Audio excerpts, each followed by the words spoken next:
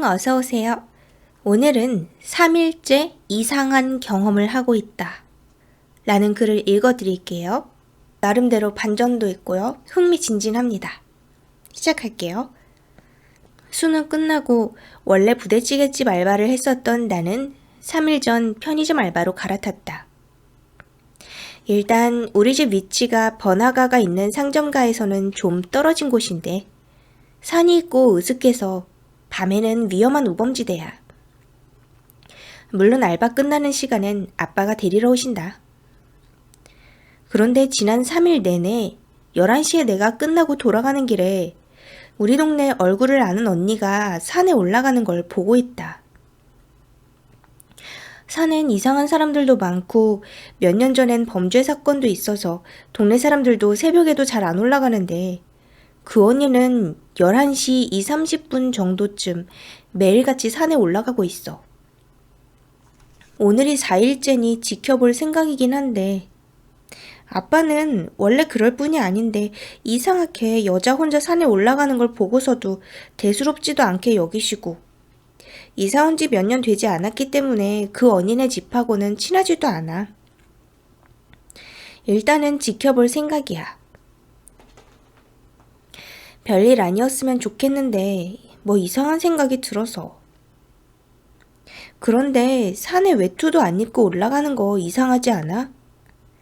내 친구 말로는 올라가서 이상한 짓이라도 당하는 거 아니냐는데 신고해야 하나? 그리고 다른 날, 오늘은 친척 언니의 결혼식에 다녀왔어. 어제 왠지 손님이 많아서 바빴는데 아빠가 엄마랑 친척 언니한테 줄 가전제품을 보러 갔다 고모네 집에 가신 데서 혼자 왔어. 슬에 세워둔 게 생각나서 알바 끝나고 뛰어와서 정확히 11시 17분에 대기 타면서 전봇대 뒤에서 기다렸는데 그 언니를 봤다. 우리 동네를 잠시 설명하자면 큰 길에서 쭉 가면 좁은 길이 나오고 동네가 나오고 동네 어귀의 오른쪽에 산이 있어. 좀 더 가면 집들이 나오긴 하는데 초반에 나오는 집이 그 언니네 집이고 우리 집은 좀 더 가야 나와. 어젠 그 산 입구 쪽의 전봇대 뒤에서 동네만 쳐다보고 있는데 조금 있으니까 그 언니가 나왔다. 그러더니 고개를 돌려서 내 쪽을 정확하게 쳐다보는 거야. 근데 내가 그 전봇대 뒤에 숨은 이유가 이쪽에는 가로등이 없어서 그 언니 쪽에서 보면 캄캄하게 아무것도 안 보이거든. 산을 쳐다본 걸 수도 있는데 아무튼 진짜 놀랐어. 다른 사람들이 이제 막 댓글로 계속 소통을 하고 있어요. 뭐 거기 공동묘지 있진 않냐 어떠냐 그랬더니 공동묘지가 있기는 한데 우리 동네가 우범지대야. 거기에서 몇 년 전에 시체 유기 사건도 있어서 동네 사람이라면 아무도 산에 안 올라간다. 그리고 뭐 경찰에 신고하라는 얘기도 있었어요. 그러자 그 집이랑 안 친해. 우리 동네는 밤에 경찰차가 돌 때도 있는데 그 언니네 부모님이 아무 신고도 안 하기 때문에 신고는 좀 그렇다. 그리고 뭐 신경을 안 쓰면 안 되냐? 이런 말도 있었던 것 같아요. 뭐 하는지 몰라서 신경을 안 쓸 수가 없어. 이게 범죄 같은 거면 진짜 위험한 거잖아. 지금 생각해보면 욕밖에 안 나오는데 그 언니가 생긴 게 예쁜 건 아니지만 피부도 하얗고 마르고 머리도 풀어헤쳐서 귀신 같아. 오늘도 외투도 안 걸치고 티에다 추리닝 바지만 입고 있더라고. 근데 우리 동네가 산이랑 붙어 있어서 겨울엔 엄청 춥거든. 그 추운 날씨에 그런 옷만 입고 한쪽 발엔 슬리퍼, 한쪽 발엔 구두 같은 큰 신발을 신고 무표정하게 날 지나쳐서 산으로 올라가더라. 산까지는 도저히 못 따라가 봤어. 여름엔 여기서 성폭행 사건도 일어나서 위험하거든. 일단 오늘은 알바도 없으니 따라가 볼까 해. 생중계도 가능할지 모르겠어. 지금 사정을 다 알고 있는 친구가 말리고 있는데 안 가는 게 좋을까? 아무 일도 아니었으면 좋겠지만 처음에는 귀신 같은 건가 하는 가벼운 마음이었는데 지금은 가봐야 할 것만 같은 기분이 들어. 성폭행이나 범죄 같은 걸 당하는 게 아닌가 하는 마음도 들고. 오늘 집에서 10분쯤 살짝 나가서 기다릴 생각이야. 무은을 빌어줘. 자, 밤이 됐어요. 지금 바깥이야. 나가려는데 엄마가 물 마시려 나와서 이제서야 나왔네. 날이 추워. 일단은 어제 기다리고 있던 전봇대 쪽에 숨어서 뒤를 쫓아볼까 한다. 그 언니가 나오길 기다리고 있어. 대문이 열렸어. 급하게 쓰는 건데 핸드폰 불빛 때문에 길게는 못 적겠다. 괜한 짓이 아닌가 싶기도 한데 일단은 그 언니 행동을 지켜볼 거야. 설마 오늘도 산에 올라갈까 했는데 언니가 오늘도 무표정하게 날 지나쳐서 올라갔어. 오늘도 추리닝에 티 하나만 입고 있어. 산 쪽이라 난 패딩을 입었는데도 얼어 죽을 것 같다. 뒤따라 올라가는 중이야. 여기 슬라이딩에다 실황 중계를 계속하고 싶긴 한데 산을 올라가는 게 힘들어서 안 되겠다. 놓칠 것 같으니 이따 다시 쓸게. 무서워서 미칠 것 같다. 지금은 집이야. 진정이 안 돼서 이불을 뒤집어 쓰고 덜덜 떠는 중이야. 한밤중에 나간 걸 걸려서 부모님이 화를 내셨고 난 아까 본 걸 설명드렸어. 자세한 건 내일 쓸게. 그 언니 진심 미친 것 같다. 무서워. 다음 날. 좀 전에 일어났어. 성격상 늦잠은 안 자는 편인데 어제 일이 무서워서 친구한테 카톡을 보내고 덜덜 떠느라 늦게 일어났다. 그 언니 정신병자나 사이코 같은 것 같아. 산에 따라 올라갔던 걸 생각하면 욕밖에 안 나와.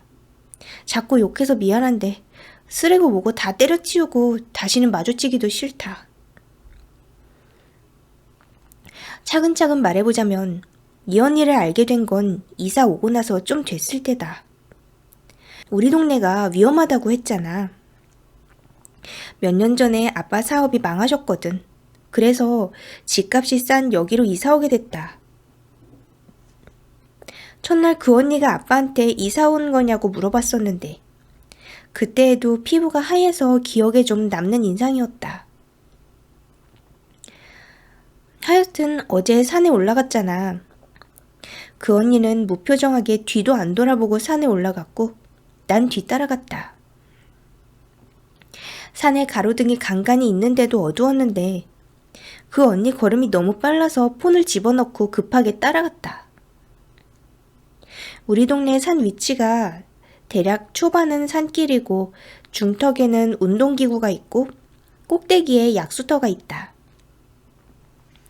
몇 년 전에 시체도 나오고 성폭행 사건도 일어나서 낮이어도 사람들이 잘 가진 않아. 동네 산이라 높지는 않은데 가파른 산을 그 언니는 말 그대로 뭐에 홀린 듯이 올라갔다. 뒤따라가던 내가 이상한 걸 느낀 건 저 멀리 위에 가로등이랑 운동기구가 보일 때였다. 이거 쓰는 도중에 폰이 또 꺼져버렸지만 내 폰은 배렉이다. 우연의 일치인진 모르겠는데 산 중반쯤 가니까 갑자기 폰이 꺼졌었다. 운동기구가 보일 때까지 올라간 거면 진짜 많이 올라간 거거든. 무섭기도 하고 겁도 나서 이만 내려간다고 스레를 작성하려고 멈춰서 폰을 꺼낸 순간 배래기가 꺼졌다. 평소에도 자주 꺼지는데 그땐 무서웠던 상황이라 겁이 났는데 그 언니가 갑자기 멈추는 거야. 뭔가 싶어서 보는데 그 언니 고개가 내 쪽으로 정확하게 돌려졌다. 지금 생각해도 이해가 안 되는데 방울소리 같은 게 딸랑딸랑 하다가 미친 듯이 딸랑딸랑딸랑 거리더니 그 언니가 날 무표정으로 쳐다보고 있었다. 그러더니 히히히히히히히 그렇게 웃기 시작했다. 진심 미치게 무서웠는데 내 쪽으로 뛰어오는 거다. 처음엔 꼼짝도 못하다가 반사적으로 뛰었다. 내가 어떻게 뛰었는진 모르겠는데 뒤에서 계속 히히히 소리가 들리던 건 생각난다. 미친년처럼 그대로 뛰어서 패딩도 찢기고 더러워진 줄 모르고 집 대문을 쾅 열고 들어갔는데 부모님이 날 찾고 계시더라. 지금 글로 다 표현이 안 되는데 그 언니 웃는 거 섬뜩한 게 진짜 사이코 같았다. 묘사를 못하는데 정신병이 아닌가 의심이 돼. 엄마의 말로는 내가 나오기 전에 물 마시러 나왔다가 현관문이 닫히는 소리가 들리길래 강도나 도둑이 들었나 싶었다고 한다. 그래서 아빠랑 같이 집을 확인해보다 내가 없어진 걸 아셨다고 해. 이 주변은 워낙 위험해서 내가 일하는 편의점에 가봤는데 없어서 집에 오니까 얼마 안 있다 내가 울면서 대문을 쾅 열고 들어와서 손을 벌벌 떨면서 문을 막 잠갔다고 한다. 근데 나는 기억이 안 나. 그 언니가 사이코같이 쫓아오는 걸 보고 뛴 것 같다는 거 외에는 아무 생각도 안 난다.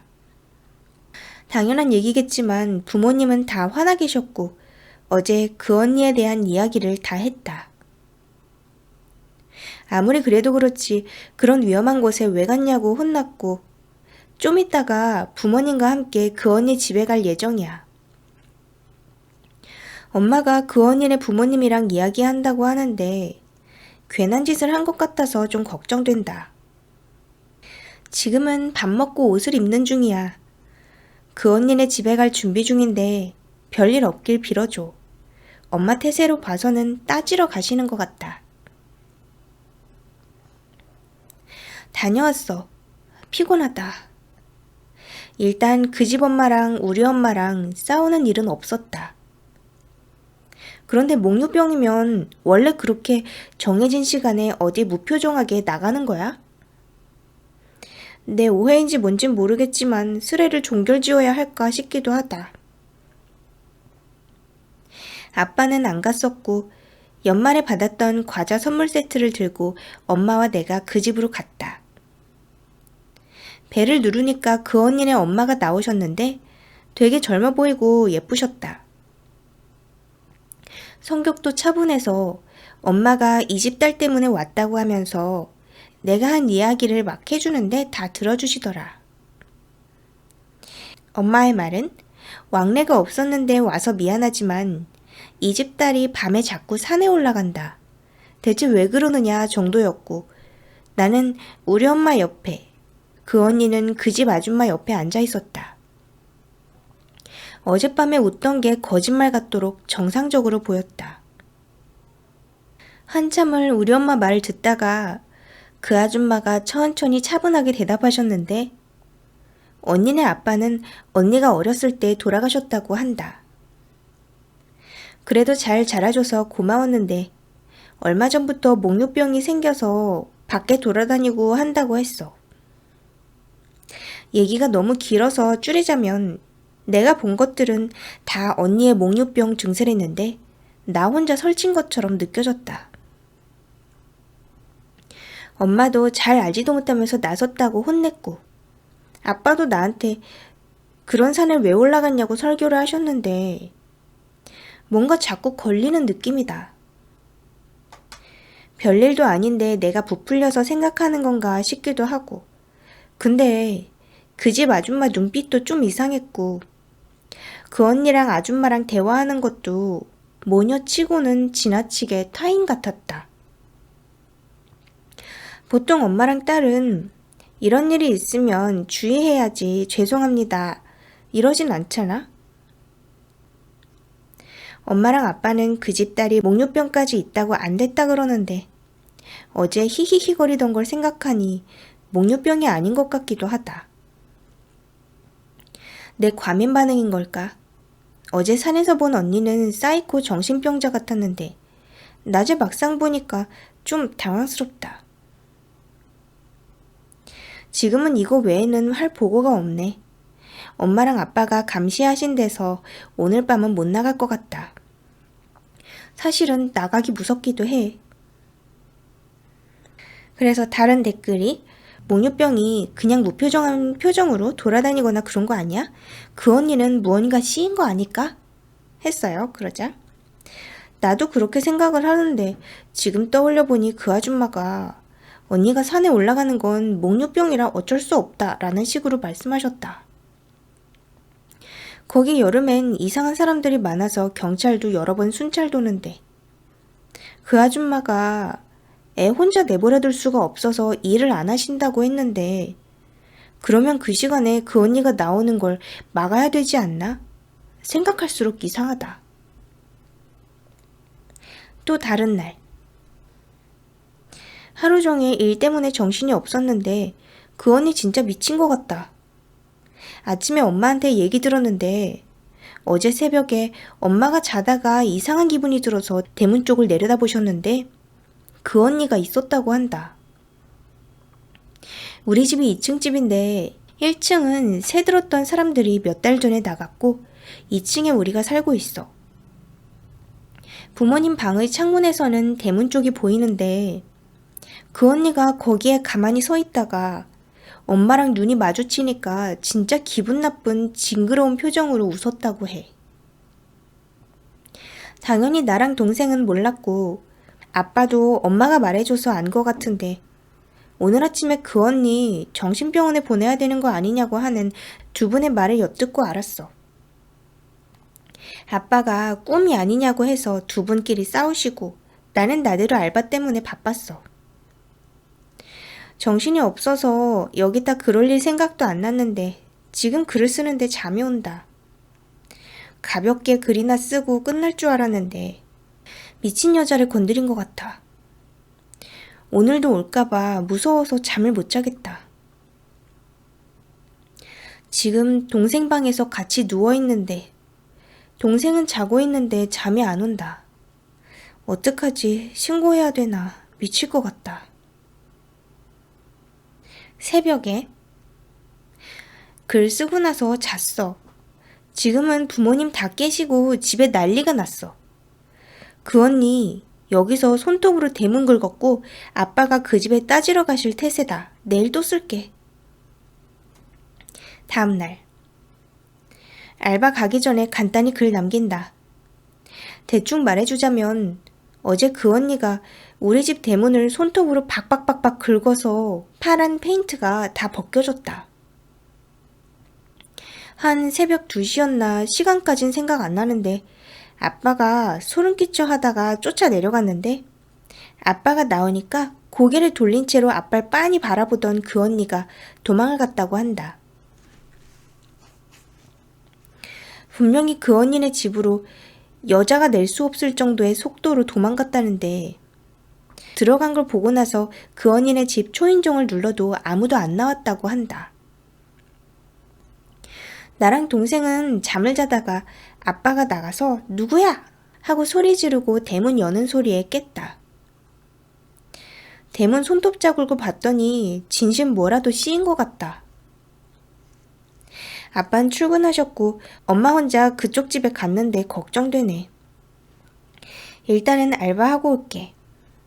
하고 며칠 지난 것 같아요. 며칠 사이에 많은 일이 있었어. 버겁다. 일단 하던 알바는 그만뒀어. 아빠랑 엄마가 밤에 일하는 건 위험하다고 말리셨거든. 말해주자면 3일 전 새벽에 그 언니가 우리 집 대문을 긁은 걸로 시작하는데 아빠가 자다가 박박 쇳소리 같은 게 들려서 처음엔 도둑인 줄 알고 창 밖을 보셨다고 한다. 그런데 나랑 엄마가 말했었던 저쪽 집 딸이 있는 거야. 그래서 쫓아 내려갔다고 한다. 위에 써놨던 것처럼 계단을 내려갔더니 아빠를 빤히 쳐다보고 있던 그 언니가 사람도 아니고 짐승처럼 엄청 빠르게 뛰어갔다고 해. 그 언니가 자기 집 열린 대문으로 들어가는 것까진 봤는데 초인종을 아무리 눌러도 그 집에선 대답이 없었다고 한다. 그런데 문제는 그 다음 날이야. 엄마가 그 집에 그 언니 이상하다며 병원 보내야 되는 거 아니냐고 따지러 갔거든. 동네 사람들이 이상하게 느껴진 건 그때부터였다. 우리 앞집에 사는 아줌마가 있어.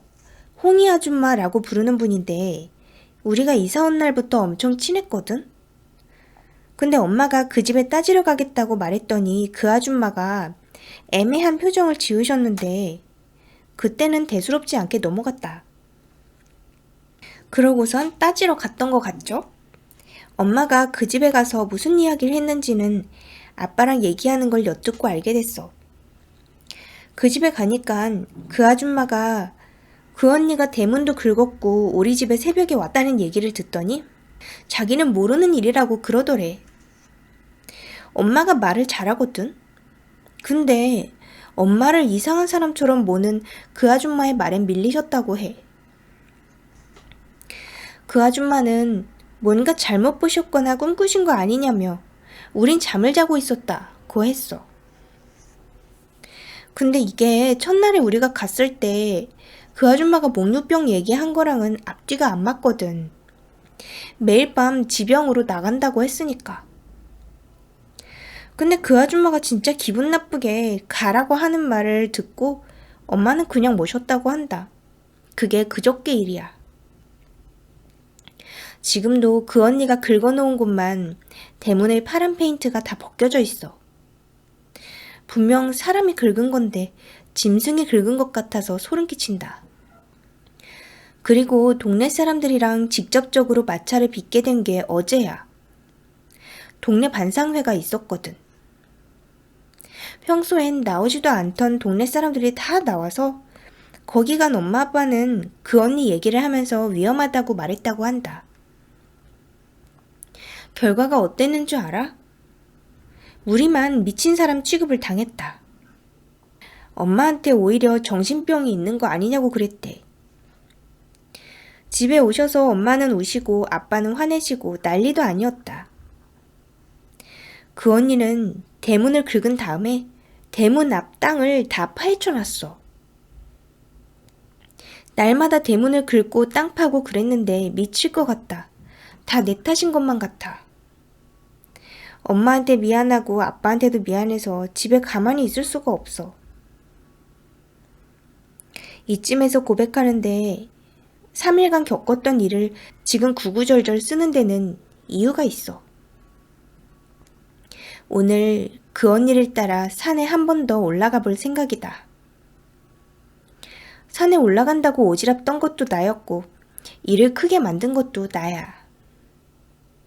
이번에는 중간에 내려갈 생각은 없어.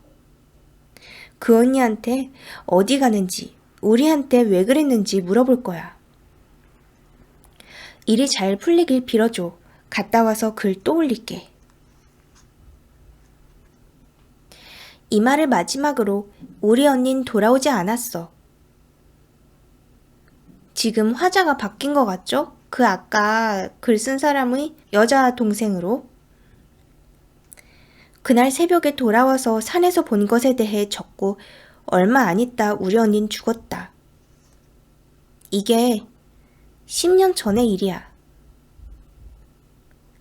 내용이랑 시간 같은 건 모두 일기장과 95% 일치하고 언니가 편의점이 아닌 식당에서 일했다는 거랑 실황 중계 같은 건 손전등과 일기장을 가져가서 한 거 그런 것들을 내 이야기로 자연스럽게 덮어버린 것 외에는 모두 실화다. 난 그때 9살이었어. 10몇 년 전. 우리 집은 큰 공장을 하다 망했고 안 좋은 산동네로 이사갔어. 그 와중에 명문대에 합격했던 언니는 우리 집의 자랑이었다. 나처럼 전문대에 스레딕이나 하는 종자와는 틀렸어. 달랐어.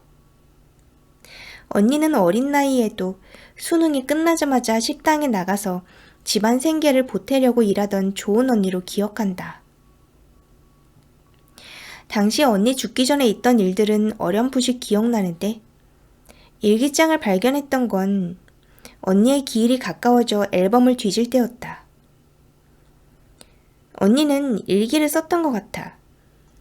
꿈이 작가라고 했던 게 아직까지 생각난다. 언니가 죽고 나서 우리 집은 그 동네에서 이사 갔어. 그 후로 그 동네는 철거됐고 산도 이제는 다 밀려버렸다. 언니의 유품은 엄마가 제정신이 아니었기 때문에 아빠가 다 태웠다고 했는데 이거 한 개가 남아있더라. 아빠도 아시고 나서 깜짝 놀라셨어. 아직 마무리는 아니다. 하고 싶은 말은 따로 있었거든. 익명의 힘을 빌어서 해보려고 했는데 도저히 하기가 어렵네. 언니한테 난 죄인이다. 언니 일기장의 나머지 마지막 내용은 천천히 올리고 싶어. 이미 10년이나 지난 일이고 다 끝난 일인데 여기에서 말하는 건 사실 내 속죄를 위해서다. 언니는 글을 잘 썼다. 작가 지망이라 그런진 몰라도 마지막 산에서 본 부분 이야기는 너무 생생해서 소름 끼치더라. 산에 올라가는 여자 이야기를 쓰기 전 일기는 대부분이 어려운 집안 환경 얘기하고 내 얘기랑 일하는 가게 얘기더라. 아빠가 어제 새벽에 그걸 보면서 우셨다.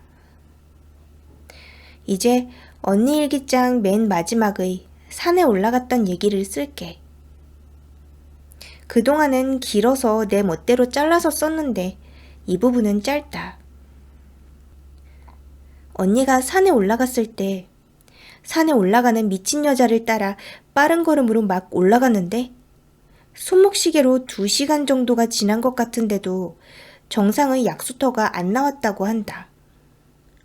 동네의 낮은 산인데다가 등산로도 하나여서 그때쯤이면 정상의 약수터가 진작에 나왔어야 하거든.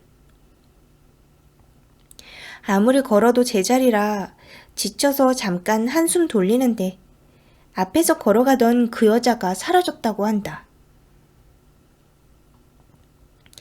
밤인데 안개도 끼고 왠지 주변도 어느새 처음 보는 곳으로 변해 있었는데 갑자기 어디서 방울소리가 들려오는 거야. 처음엔 딸랑딸랑 희미하고 작게 울리던 게 점점 크고 거세게 딸랑딸랑딸랑 울려서 언니는 겁이 나 꼼짝도 못했다고 한다. 그리고 이내 깔깔거리는 소리하고 누가 뛰어오는 듯한 발소리가 막 들려왔다. 자기도 모르게 소리를 지르면서 도망갔는데 뒤에서 자기를 쫓아오는 발소리와 자기와의 간격이 좁혀졌다고 한다.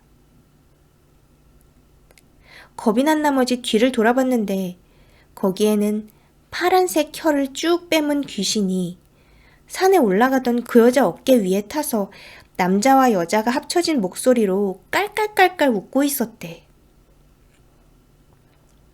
한참을 울면서 쫓겨다녔다고 하는데 일기의 내용은 여기에서 끊긴다.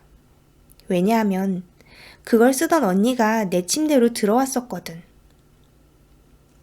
언니는 독실한 기독교 신자였다.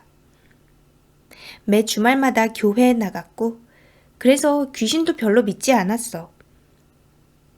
일기장에 귀신 얘기를 떨리는 글씨로 쓴 건 그만큼 그 경험이 충격적이어서 귀신이라는 걸 인정할 수밖에 없어서라고 생각한다. 거의 아침이 다 된 새벽에 언니는 창백한 안색으로 집에 들어왔고 외투를 벗더니 내 방으로 왔어. 책상에 앉아 잠시 뭘 쓰던 언니는 이내 내 침대로 들어오면서 깨어있던 나에게 땡땡아 같이 자자 하고 피로에 지친 듯 눈을 감았다. 그리고 얼마 후 언니는 죽었어. 자세한 건 기억 안 나지만 엄마가 울부짖으면서 그 집 딸년 때문이라고 한 거랑 아빠가 애를 그만 보내주라고 한 거랑 언니는 심장마비로 죽었다는 게 아직도 생각난다. 그 후 우리는 동네를 떴고 아빠가 죽기 아니면 살기라고 빚을 내서 시작했던 사업이 성공해서 다시 괜찮게 살게 되었어. 우울증으로 입원했던 엄마도 몇 년 후에 퇴원했지만 나는 외동이 되어버렸다. 지금은 엄마 아빠 모두 귀신이 아니라 너무 피로했던 언니가 죽었다고 생각하지만 난 알아. 언니는 그 산에 있던 그 여자가 데려갔다는 걸. 왜냐하면 그 동네로 이사간 첫날부터 난 그 여자를 봤었거든. 아기 때 난 몸이 허약해서 헛것이나 이상한 걸 자주 봤다. 몸이 본격적으로 약해진 건 그 산동네에 살면서부터였어. 첫날 언니가 동네 입구 쪽 집에 사는 언니라고 부르던 그 여자랑 눈이 마주치고 나서 나는 며칠 내내 아팠다. 그때는 어렸기 때문에 그 여자를 아줌마라고 생각했어. 귀신 아줌마라고 나 혼자 불렀었는데 그 이유는 그 여자의 어깨에는 항상 이상한 게 붙어 있었기 때문이었다.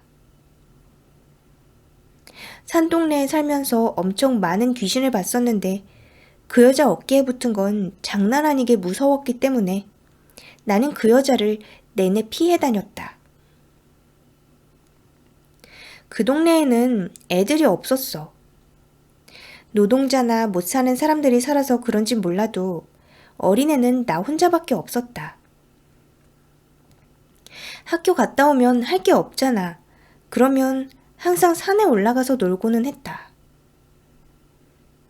1년 뒤에 시체 유기 사건이 터져서 엄마가 산에 못 올라가게 했는데 그래도 맨날 올라갔었어. 귀신 붙은 그 여자랑 산에서 마주친 것도 그때쯤이었다. 그전에는 내가 그 여자를 피해 다녔어. 그 여자 어깨에 붙은 게 어린 내가 봐도 너무 위험해 보였기 때문이었다. 더군다나 그 여자가 사는 집에는 귀신이나 이상한 것들이 득실거려서 가까이 가고 싶지 않았어. 지금 생각해보면 거긴 거의 귀신들의 놀이터였다. 아무튼 그날도 산에 올라가는데 그 귀신 붙은 젊은 여자가 있는 거야. 당연히 슬슬 피했는데 어깨에 붙은 여자가 그날은 없었다. 이상해서 그 여자를 슬쩍 따라갔는데 그러다 먼 발치에서 본 게 산에 있는 여자 귀신이었다. 그동안은 산에 올라가는 그 여자의 어깨에 붙어 있다가 원장소로 다시 갔던 거야. 그걸 깨달은 순간 미친 듯이 뛰어서 도망갔다. 지금은 아니지만 그때는 내가 신기가 있었어. 처음에는 뭣도 모르고 산을 올라가다가 깨달은 거다. 그 여자 귀신이 날 데려가기 위해 산에 올라가도록 했다는 걸.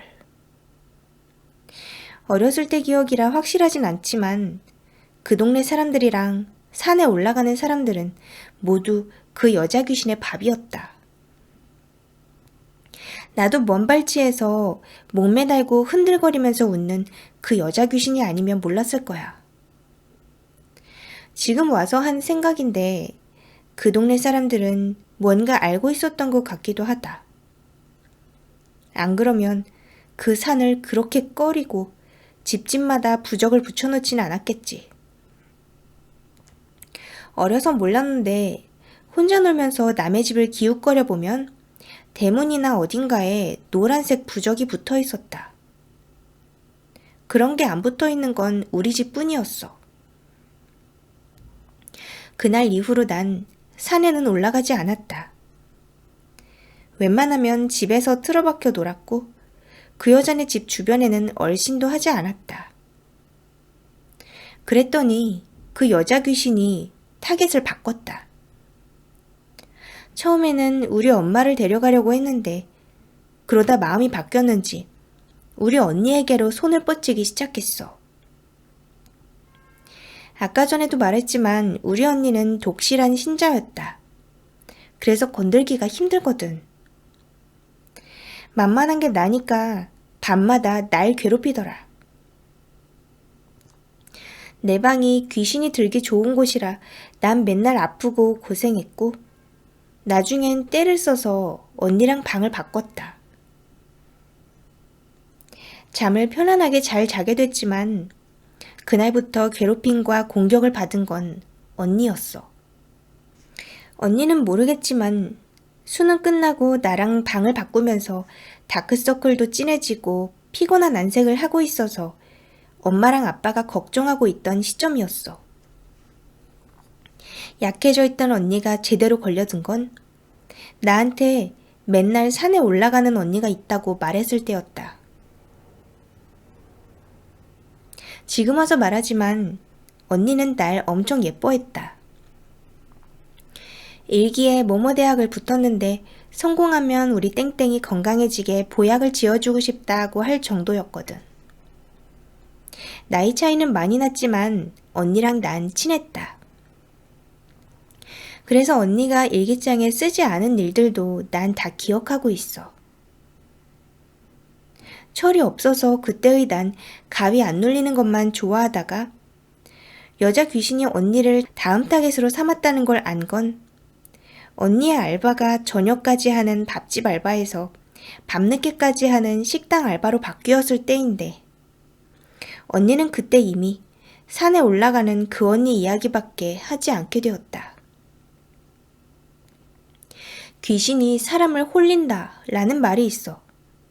자기도 모르는 사이에 그 사람은 귀신의 뜻대로 움직이게 되는 거야. 우리 언니가 딱 그 상태였다. 여자 귀신은 나랑 엄마를 데려가는 걸 이미 실패했기 때문에 반드시 언니를 데려가려고 작정한 상태였어. 언니는 날마다 그 언니가 왜 산에 올라가지 않을까 이런 이야기만 했고 귀신 붙은 여자 어깨에서 언니 등 뒤로 옮겨온 여자 귀신이 너무 무서워서 난 말도 제대로 못했다. 언니는 그것도 모르고 맨날 산 이야기만 하고 있었어. 언니의 일기장을 읽으면서 내가 알던 사실들이 언니한테는 이런 일이라는 걸 알게 됐는데 여자 귀신은 독이 바짝 오른 상태였어. 언니 본인의 믿음도 강하고 감도 예민해서 산에 끌어들이려고 2번 시도했지만 한 번은 전봇대에서 그치고 한 번은 언니가 도망가서 불발로 끝났기 때문에 단단히 화가 났던 것 같다.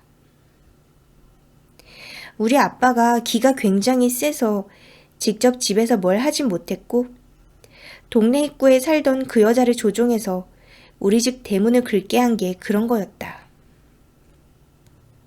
만일 아빠가 아니라 언니나 엄마나 내가 나갔다면 해코지라도 당했을 거야. 엄마랑 내가 무사할 수 있었던 것도 다 아빠 덕분이었다. 엄마랑 언니가 그 집에 다녀온 기억도 어렴풋이다.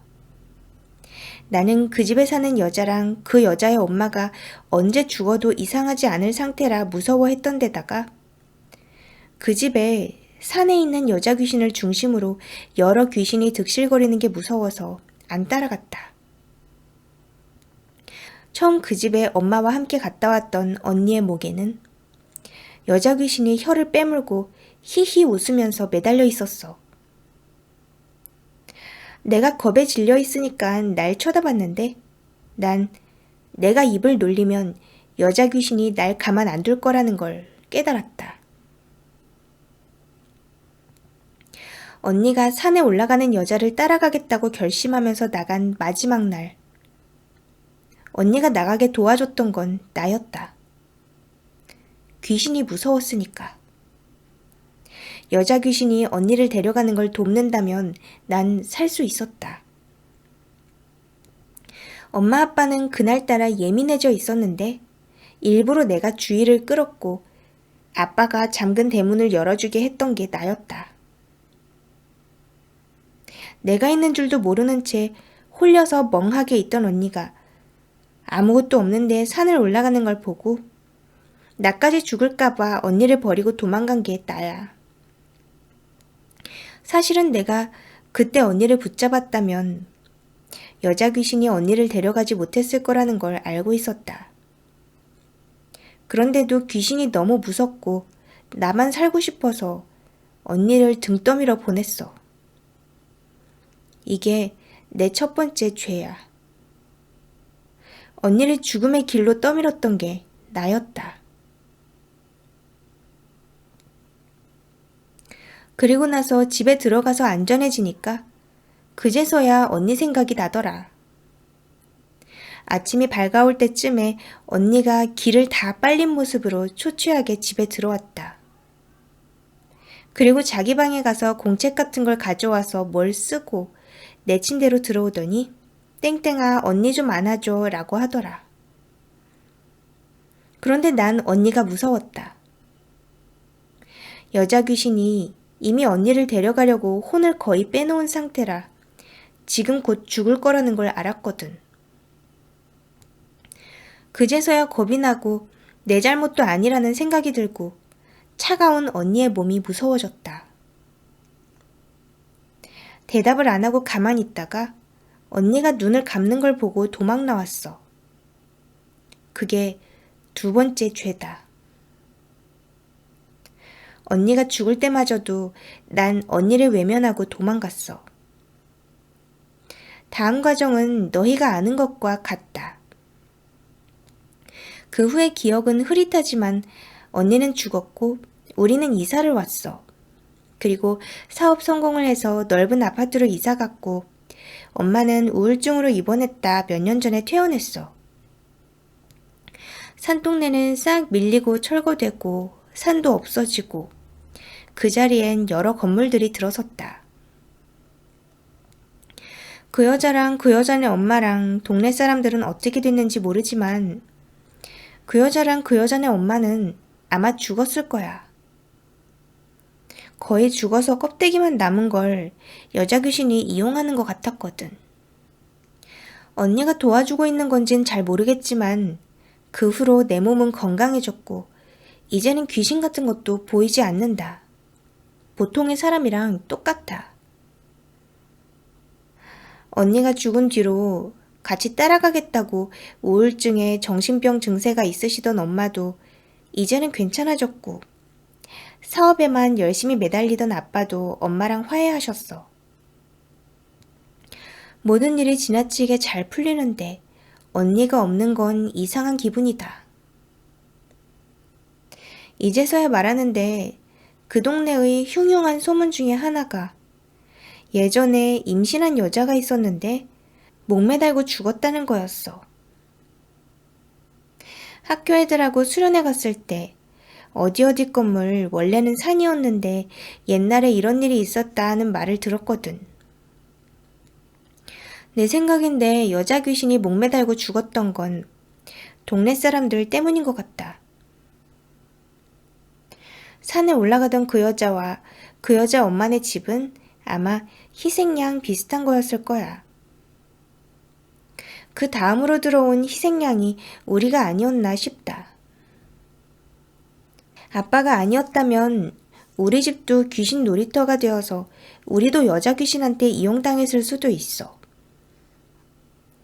이제 글을 다 올렸으니 언니의 일기장은 엄마 핑계를 대며 태울 생각이다.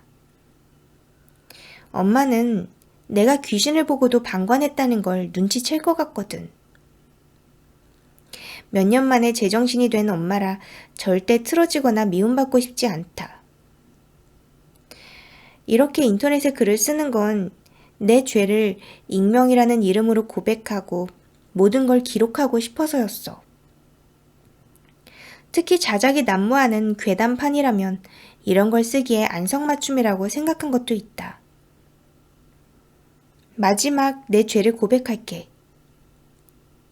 언니가 죽고 얼마 안 되었을 때 꿈을 꿨다. 언니가 나와서 내 목을 조르는 꿈이었어. 너도 죽으란 말이야! 하면서.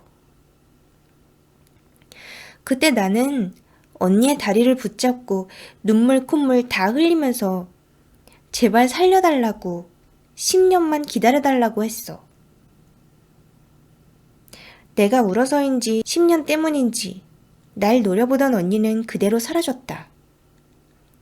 그런데 사실은 그거 꿈이 아니었어. 언니의 사인은 심장마비와 질식사였는데 아빠한테 대답했었어. 언니가 숨을 안 쉬어서 놀라서 그랬다고. 근데 사실은 말이야. 내가 언니 목을 졸랐다? 그 여자 귀신의 얼굴을 한 언니를 올라타서 목을 조르던 기억이 있는 것 같기도 해. 어쩌면 홀렸던 건 언니가 아니라 나였을지도 모른다. 곧 언니의 기일이고 그때는 살려주기로 약속한 10년의 끝이야. 그래서 나는 내 모든 죄를 고백하고 있는 거야. 나는 이기적인 인간이었고 어렸는데도 영악했어. 어쩌면 내가 없었다면 언니는 죽지 않았을지도 모른다. 하지만 나는 살아있어. 언니는 죽었다. 지난 10년간 생각했어. 내가 과연 속죄하는 것일까? 언니의 10주년의 기회를 맞으며 익명의 이름으로 이제 난 모든 걸 고백했다. 내 마음 편하려고 하는 거니 욕해도 좋고 비난해도 상관없어. 난 언니가 싫었다. 엄마 아빠한테 칭찬만 받고 예쁘고 잘난 언니가 싫었어. 어쩌면 나는 언니가 사라지길 바랐던 건지도 모른다. 이야기는 끝이야. 여기까지 봐줘서 고마워. 그 이후로 이 글을 썼던 스레주는 돌아오지 않았다고 하네요. 실화인지 자작인지 뭔지 잘 모르겠지만 아주 흥미진진한 스토리이기는 하죠. 뭐 소설인 거 티나난다는 사람들도 있고 그런데요. 지은 글이라고 해도 잘 지은 글인 것 같죠? 재밌었습니다. 그러면 읽어주는 예니밍 반 여러분, 다음 시간에 만나요. 안녕. 스즈